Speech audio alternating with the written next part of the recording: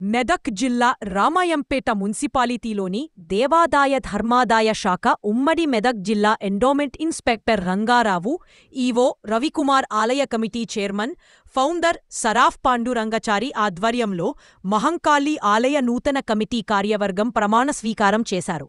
నూతన కమిటీ సభ్యులకు రామాయంపేట పట్టణ మహంకాళి దేవాలయ బాధ్యతలను వారు అప్పగించారు. ప్రమాణ స్వీకారానికి కాంగ్రెస్ పార్టీ సీనియర్ నాయకులు, కార్యకర్తలు, పట్టణ ప్రజలు పాల్గొన్నారు.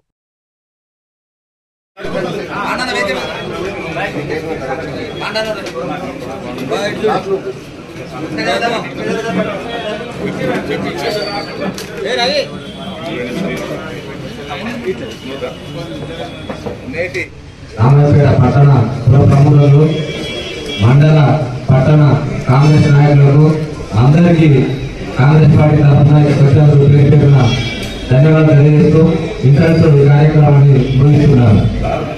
నూతనంగా ఇప్పుడిప్పుడే రాష్ట్ర ప్రభుత్వం తరఫున దేవాదాయ శాఖ తరఫున రాష్ట్ర ముఖ్యమంత్రి రేవంత్ రెడ్డి గారి కోరిక మేరకు, దేవాదాయ శాఖ మంత్రి కొండా సురేఖ గారి ఆదేశం మేరకు, మన గౌరవ శాసనసభ్యుడు డాక్టర్ మైనంపల్లి రోహితరావు గారి సూచన మేరకు, మైనంపల్లి హనుమంతరావు గారి కోరిక మేరకు ఎంపికైన సుమారు 13 మంది సభ్యులను యాక్చువల్గా మేము ఎంపిక చేసి రాష్ట్ర ప్రభుత్వాన్ని పంపించడం జరిగింది. ఇక్కడ ఉన్న ఎండోమెంట్ అధికారుల లోపం వల్ల ఒక సభ్యురాలు అన్నది అని చెప్పి పక్కన పెట్టి ఇంకో పేరు ఇవ్వమని చెప్పడం జరిగింది. మేము 13 మంది పేర్లు ఇవ్వడం జరిగింది. అయితే అందులో 12 మంది పేర్లు దోమకొండ యాదగిరి, మరొక గంగారం, పిట్ల ప్రకాష్, బైరం స్వప్న, దోడల అనిత, దారం సంతోష్, భూమ కిషన్, గుడాల లింగం, వీర రామచంద్రం, మంగళి సత్తయ్య, రామావత్ మంజుల, సామల రవి, ఈ 12 మంది ప్రభుత్వం గుర్తించి జీవో విడుదల చేయడం జరిగింది. ఒక సభ్యురాలు సౌమ్య అనేది చెప్పి ఇవ్వడం జరిగింది.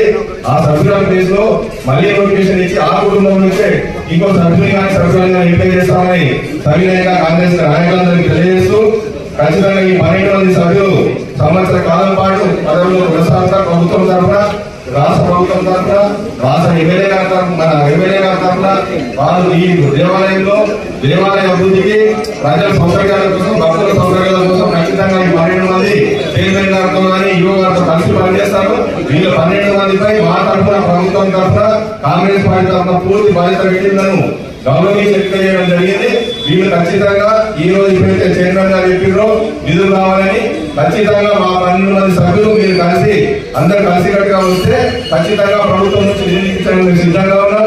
దేవాలయ అభివృద్ధికి ఎన్ని నిధులైనా ఇవ్వడానికి మా శాసనసభ్యులు సిద్ధంగా ఉన్నారు కాబట్టి ఖచ్చితంగా నిధులు ఇచ్చి అభివృద్ధి చేస్తామనే ఉద్దేశంతో ఈ కమిటీ ఎన్నిక చేయడం జరిగింది. ఎలాంటి అపోహలు పెట్టుకోకండి.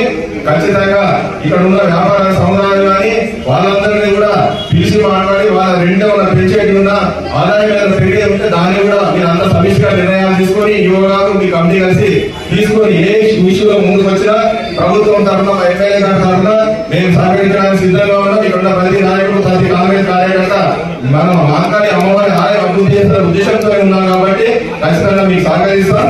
అదేవిధంగా ప్రభుత్వం నుంచి వచ్చే ఏ రూపాయలు ఇచ్చినా మేము ఇప్పిస్తాం. మన దేవాదాయ శాఖ మంత్రి మన జిల్లా శాఖ మంత్రిగా ఉన్నారు కాబట్టి ఆమె సౌకర్యంతో ఇక్కడికి నిధులు మంజూరు చేయడానికి కూడా సిద్ధంగా ఉన్నారు. ఖచ్చితంగా ఫండ్స్ అని ఇప్పిస్తాం. దయచేసి